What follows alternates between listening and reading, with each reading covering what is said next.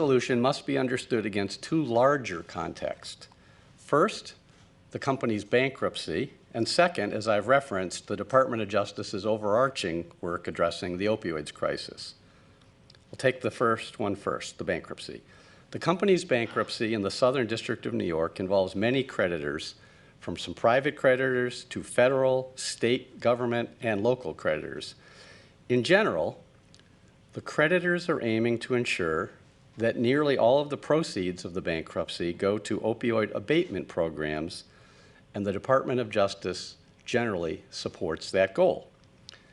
Towards that end, a key piece of today's resolution is based on the future of the company that was Purdue Pharma.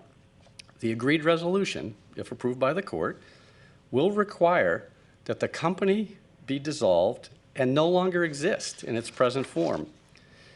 It would require that the Sacklers must relinquish all ownership and control of the company or of any of its successors, and the company's assets would be transferred to a new public benefit company, or PBC, owned by a trust for the benefit of the American public.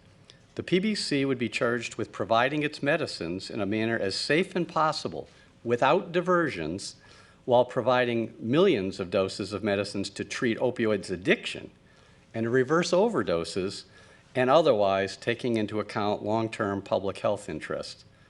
And again, to be clear, the Sackler family will have no role in creating or controlling the new PBC. If the bankruptcy court approves this, the department will credit the company for the value conferred through the PBC against the criminal forfeiture amount, except for $225 million that will be paid to the United States on the bankruptcy effective date. The criminal fines and civil damages would not be affected by this. This global resolution builds on the department's other recent opioid successes. Just as the department prosecutes illicit drug traffickers, the department's been committed to doing the same with respect to the abuse and diversion of prescription opioids. We've prosecuted medical professionals who've contributed to overdose deaths, or run pill mills, or defrauded the government's healthcare programs. We've prosecuted opioid distributors, including McKesson, Miami Lucan, and Rochester Drug Cooperative. We've reached substantial settlement resolutions with other manufacturers, such as RB Group and Indivior, as one example, which was, if I recall, in the neighborhood of $2 billion, as well as another manufacturer, Insys. These are all examples of the department's unwavering commitment to turn the tide of the opioid crisis that's ravaged the country. Today's announcement focuses on the problems from wrongful activities in the prescription opioids realm, so let me note that our efforts there appear to be making a difference. The CDC reports that since 2017, prescription opioid overdose deaths have decreased by more than 18% in the first 2 years. And there has been a 47% decline in prescription opioids being dispensed. But we will continue all of our efforts, including building on the record of more than 8,000 opioids prosecutions in 2019. And not only through enforcement. For example, the Department's Office of Justice Programs awarded grants totaling more than $341 million to help fight the addiction crisis looming over the United States. Let me also say today's announcement is very much a success story in the close coordination between the U.S. Attorney's offices in New Jersey, the U.S. Attorney's Office in Vermont, the Civil Division's Consumer Protection Branch and its Civil Fraud Section, and I also want to thank the important contributions of law enforcement, including the FBI, the DEA, and the Health and Human Services Office of Inspector General, all of whom would normally be here with us, but because of the pandemic, we've limited the number of people on the stage today. So I want to thank this entire team for their relentless work in bringing about this investigation and bringing it to a successful resolution. Today's announcement is also particularly timely, given that October is National Substance Abuse Prevention Month, and just a few days from now, on October 24th, is DEA's National Prescription Drug Take Back Day. which allows for a safe, convenient, and responsible means for disposing of unneeded prescription drugs that are sitting in medicine cabinets at homes. Keeping the American people safe is the department's highest priority. And as today's announcement reaffirms, the department will not relent in our efforts to combat the opioids problem. At this point, my colleagues will tell you more about these cases and about the specific terms of the global resolution. So let me start with my colleague, the U.S. Attorney from Vermont, Christina Nolan. Good morning, everyone. I'm Christina Nolan, the U.S. Attorney for Vermont. I want to begin by thanking my colleagues at Maine Justice, Director Gus Eiler of the Consumer Protection Branch and his team, as well as everyone on the civil team that was involved in this case, led by Assistant Attorney General Jeffrey Clark. I want to thank First Assistant U.S. Attorney Rachel Honig of the U.S. Attorney's Office in New Jersey and her team. So many of them are here today. It's great to see them. And of course, I want to thank you, Deputy Attorney General. I want to thank everybody involved in this case for their partnership, their support, and their leadership. Purdue's execution of a plea agreement and civil settlement agreement will resolve its criminal and civil liability in connection with an illegal kickback it paid to Practice Fusion, which is an electronic medical records vendor, and we call that EMR vendor sometimes. My office conducted the investigation into Purdue's liability under the federal anti-kickback statute for its kickback to Practice Fusion, and Purdue's expected guilty plea for that conduct will mark the first of its kind in the history of the country, a milestone in our efforts to combat corruption in the healthcare industry and the opioid crisis in America. In 2015, Purdue negotiated with Practice Fusion to create a series of alerts in the Practice Fusion EMR software designed to influence doctors to prescribe more of Purdue's very addictive extended-release opioids, or EROs, such as OxyContin. And many of those ensuing prescriptions were paid for by federal health care programs. The Purdue-sponsored Practice Fusion software accomplished the goal of increasing ERO prescriptions through software prompts that influenced doctors to focus more on pain and suggested that they select EROs as treatment when it was not medically necessary or appropriate to do so. In September 2015, Purdue agreed to pay Practice Fusion nearly $1 million in exchange for embedding the alerts in the EMR software for 1 year. Purdue recognized the power of EMR alerts to influence prescribing decisions. Indeed, in an internal document in early 2016, Purdue described the EMR alerts as, quote, a marketing tactic that would drive ERO demand and grow ERO prescriptions. Purdue's marketing employees helped Practice Fusion design the alerts. The kickback effectively put Purdue's marketing department in the exam room with a thumb on the scale at precisely the moment doctors were making critical decisions about patient health. The Purdue-financed EMR alerts triggered in exam rooms across the country from July 2016 through April 2019. They were discontinued only when my office discovered the crime and raised concerns with Practice Fusion. But unfortunately, that was not until after the alerts fired more than 230 million times.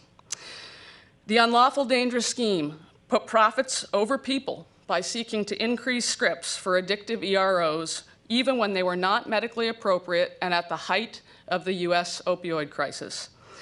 A time when in Vermont, where I'm from, and across the country, people were suffering under opioid addictions that sometimes ended in death, and so many of those addiction stories began with OxyContin.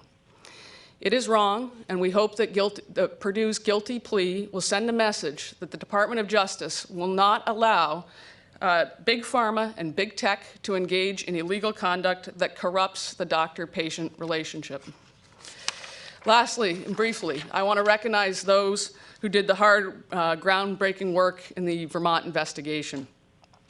The U.S. Attorney's Office in Vermont is small. It's one of the smallest in the country. We're a small state, but we punch above our weight.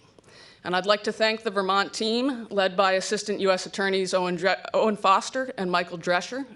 They are two of the finest Assistant U.S. Attorneys in the country. And I'd also like to thank our talented investigator, healthcare fraud investigator, George Tabo.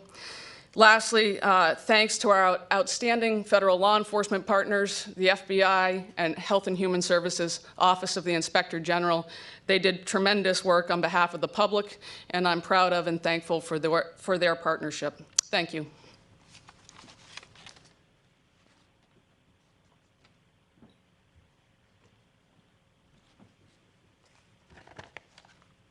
Good morning. My name is Rachel Honig. I am the first assistant U.S. attorney for the District of New Jersey, and I am the attorney for the United States in that district for this matter.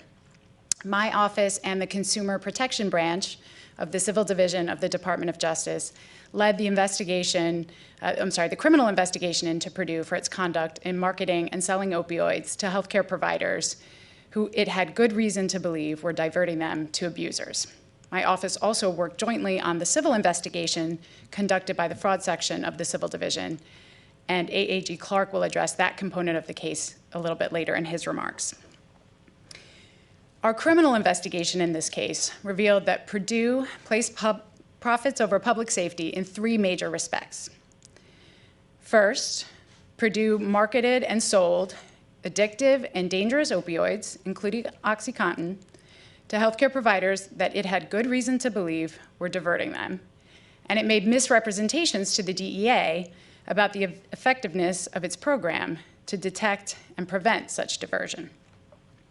Second, Purdue passed off these sales to the DEA as legitimate, enabling Purdue to obtain a higher quota from the DEA for the amount of its medications it was legally permitted to market and sell. Finally, Purdue used its speaker program to pay kickbacks to providers to incentivize them to prescribe even more of Purdue's products. When it pleads guilty to and is sentenced for this conduct, Purdue will accept responsibility for this behavior. I want to be clear, this resolution does not provide anybody with a pass on the criminal side. Purdue is pleading guilty to 3 felonies and faces a substantial forfeiture judgment and criminal fine. This resolution does not provide a criminal release or an agreement not to prosecute for any individual, and our criminal investigation regarding individuals is ongoing. Finally, I want to express my office's gratitude for the extraordinary cooperation in this case among several different components of the Department of Justice and, of course, our agency partners.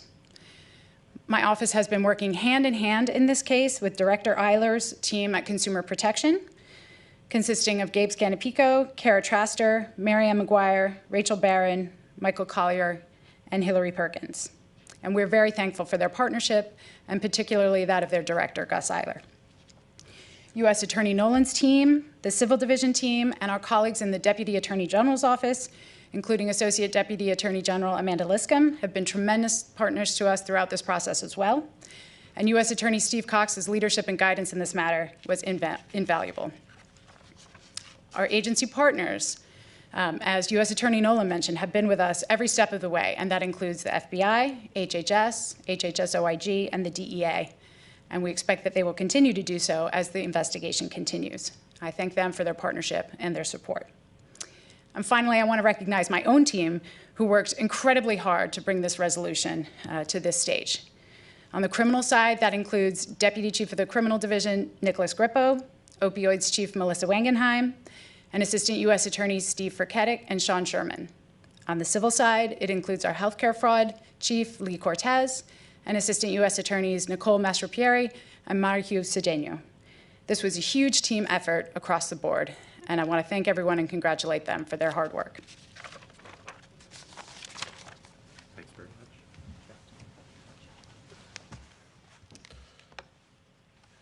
Good morning. I'm Jeff Clark. I'm the head of the Civil Division. And first, I wanted to start out by thanking the Deputy Attorney General for his leadership and my U.S. Attorney counterparts and partners for tremendous team effort. I want, beyond that, to begin by echoing the Deputy Attorney General's thanks for the tremendous work that went into this case. Today's accomplishment is a major milestone in the Civil Division's efforts to combat the opioid crisis by holding accountable those who fueled it. As we've seen time and again, the opioid epidemic is exacerbated when companies and individuals involved in our healthcare system put profit above the well-being of patients. The Civil Division remains committed to using all of the tools at its disposal to investigate and prosecute such crimes. We have both civil authority and criminal authority in our division. These tools include not only pursuing the type of criminal violations discussed by the Deputy Attorney General and my colleagues from the U.S. Attorney's offices, but also civil remedies, which is what I'm here to focus on, including under the False Claims Act, designed to protect taxpayer-funded health care programs from fraud and abuse.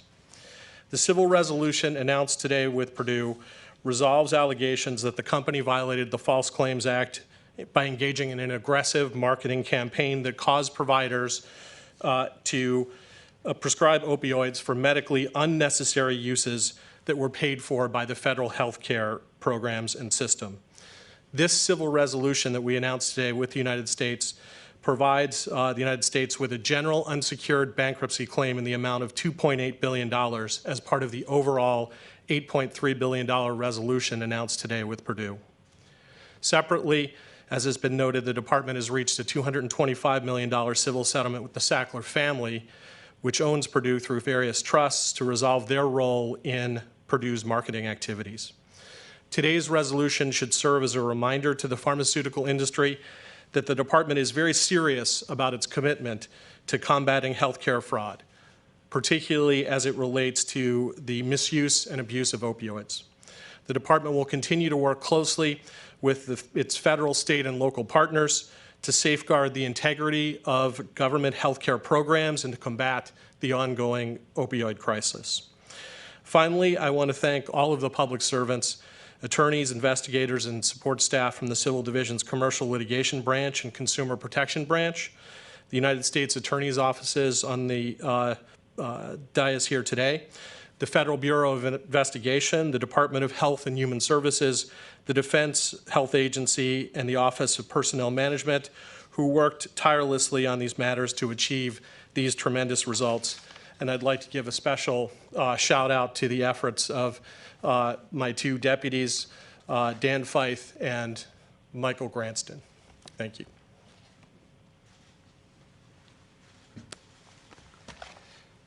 Okay, well, at this juncture, what we do is open it up for questions, and we'll call on folks as needed, but I'll try to mediate here, so whenever the questions are ready. And we will now begin the question and answer session. To ask a question, you may press star then 1 on your touch-tone phone. If you're using a speakerphone, please pick up your handset before pressing the keys.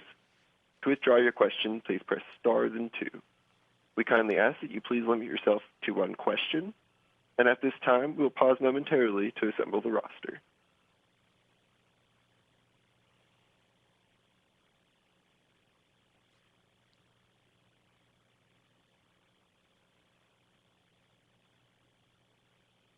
And our first question today will come from Susanna Leah with Politico. Please go ahead. Thank you. I have a 2-part question. The first one is just timing-wise, when did DOJ start this probe into Purdue? And maybe you could describe kind of the just the timing of that. And then do you have any response? I know last week 25 state attorneys general rejected the idea of a public benefit company with some criticism of taxpayers being a part of that. So could you address those criticisms? Thanks. Yeah, there's 2 parts there. I'll take the public benefit company in just a second, but in terms of when the investigation started, I'll invite others, but it's been going on for several years. Rachel, you want to take that one first, or Christina? Sure, come on up. Thank you. So for the Vermont investigation began in August of 2018. As I mentioned, the unlawful alerts that were the result of the kickback were removed in the spring of 2019, and we had an agreement in principle with Practice Fusion by August of 2019 with the announcement of that settlement in January of 2020. Thank you. And on the New Jersey and consumer protection side, our criminal investigation as well as the civil investigation that we conducted jointly with the Civil Division has been ongoing for several years, dating back to at least 2017. So with regards to the investigation, obviously it's gone on for several years and started coming to a conclusion this year. There was a process in the bankruptcy court had set a schedule for proof of claims originally for July, and then I think it was around the 1st of August. That had a significant impact on some of the timing of the negotiation process. On the other half of the question, there's some differences of opinions among state attorney generals, as I understand it, some who are very supportive and others who are not. I think our judgment was that to have the resources of the company be put towards the abatement and treatment of opioids and towards the development of new treatments, medically assisted treatments, and of pharmaceuticals that could help reverse the effects of overdoses was a very desirable outcome, that this was a resolution that would divest the existing shareholders, which are Sackler family members, of any holdings or involvement, and ensure that these resources would be put to positive uses, if approved by the court, would be a positive development. It was also our judgment on this that while prescription opioids can be abused, diverted, misused in very harmful ways, it's a prescription pharmaceutical that fine it today. If there are criminal charges against the Sackler family, will you seek more? So that the ultimate resolution in a bankruptcy won't just be the United States claims that we've outlined here, but additional resources. And we are generally supportive of resources being applied, as I said, to opioids resolution or treatments and abatements. So I don't want to get into hypotheticals as to what could happen next with regard to the United States. I think I want to stay with the fact that we see this resolution to date, both the company resolution and the civil resolution with the shareholders, as a positive development for Americans generally and for creditors in the bankruptcy widely, including the United States, but not only the United States. Next question. And our next question will come from Kadim Shuber with Financial Times. Please go ahead. Hi there. Thank you for doing the call. This is a question for Deputy Attorney General Rosen. You talked about how the opioid crisis that Purdue drove, it was ravaging this country. The Sackler family profited from that. They took $10 billion out of the company over the decade until 2018. You are requiring them to pay $225 million. That's a little over 2% of that $10 billion they took out of the company. Why have you let them keep all that money? So I think that's not the right way to look at this, because it is Purdue Pharma, the company, that was charged both criminally and civilly here, and the shareholders are a part of the resolution. I think it's wrong to say that anybody was, quote, allowed to keep things. The resolution here is very significant. It involves, for the company, 3 felony guilty pleas. For both the company and the shareholders, it involves very sizable amounts of money. And it is important to remember that the issues involved are the abuse, misuse, diversion of opioids, but there are legitimate uses of opioids. So we have to separate the misconduct from what I'll call ordinary business. And the resolution that's achieved here today is very substantial, very significant. And with regard to the shareholders, and the Sackler shareholders is what I'm referencing, in terms of what they, quote, got to keep, they lost control and ownership of a company that was worth very significant amounts of money. They will have no future involvement with that company if the bankruptcy court approves this resolution. Instead of being the owners of a major pharmaceutical company, they will have no stake in that company.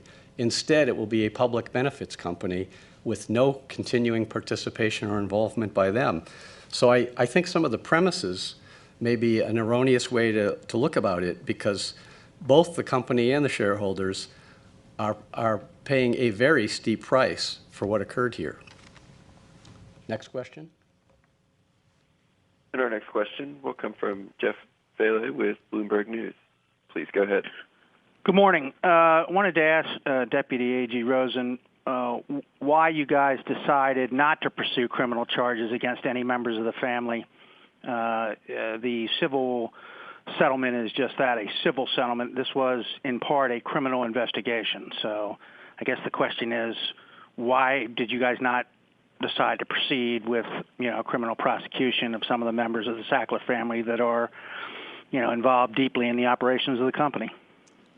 So I'm going to stick to the terms of the resolution here, which are civil and do not include releases of any other kinds of liability, and say that the resolution we've reached is the resolution we've disclosed today. It is neither predictive of or preclusive of other or future or different resolutions on things that weren't covered by today.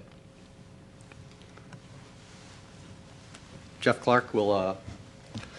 Yeah, I thought that I would just amplify on the civil side that, as the Deputy Attorney General said, the penalty here for the Sacklers in conjunction with this particular civil violative conduct that's alleged is steep.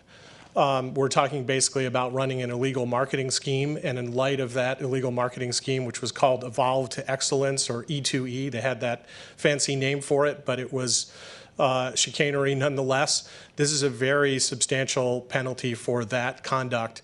And, the Attorney General obviously has made the points about the fact that, this is not something that's preclusive of other potential remedies.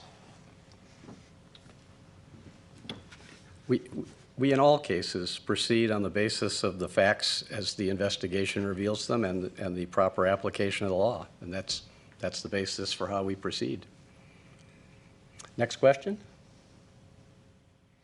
And our next question will come from Hannah Kuchler with the Financial Times. Please go ahead. Hi there. Thanks for taking the question. I just wanted to follow up on the $10 billion that the Sackler family has tried to take out of this company. I wanted to know, did you ever try to pursue that money? Well, I'm going to go back to what I've said before, because two things. In the bankruptcy proceeding, there are multiple creditors in addition to the United States, and there have been other negotiations that proceeded beginning in the multi-district litigation in Ohio. So in terms of the resources of either the company or the shareholders of the company, there are multiple different types of claims going on, and they are all part of the larger negotiation. The other thing I would say, really building off, I think, the prior question and answer, is the way the law works is we have to deal with specific acts of wrongdoing that we've investigated and determined what the exposure and liability is for that. There is no law that says if you've done something wrong, we should just simply strip somebody of all their assets in existence. That's not how it works.